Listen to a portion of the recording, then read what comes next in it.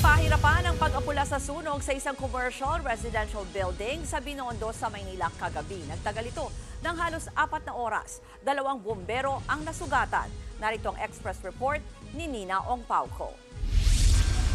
Maitim at makapal na usok ang bumalot sa gusaling ito sa Binondo, Maynila kagabi. Pasado alas 7 ng gabi nagsimula ang sunog. Ayon sa Manila Fire Department, sumiklab ang apoy sa unang palapag ng commercial residential building at tuluyang gumapang paakyat ng gusali. Tumagal ng halos 4 na oras bago tuluyang naapula ang sunog. Naging pahirapan ang pag-apula ng apoy dahil sa maitim na usok. Yung content po ng building is mga spare parts po ng mga sasakyan. At the same time, meron po mga tires po siya. At yung isa pa po ay yung pong makapal na usok na nagagaling po sa building na hindi po kagad namin siya ma-penetrate dahil nga po sa kapal ng usok.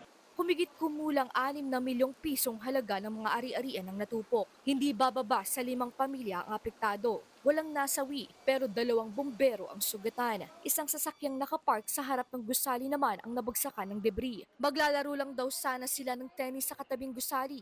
But I think anything can happen kasi by chance. It could happen anywhere else. I just happen to be lucky or unlucky for today. Check niyo lang muna kung may car insurance kayo.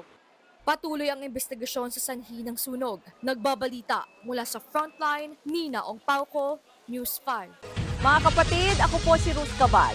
Maging maalam at may pakialam sa mga may init at rumaratsadang balita sa Frontline Express. Para maging updated sa balitaan, mag-subscribe lang sa social media pages ng News 5.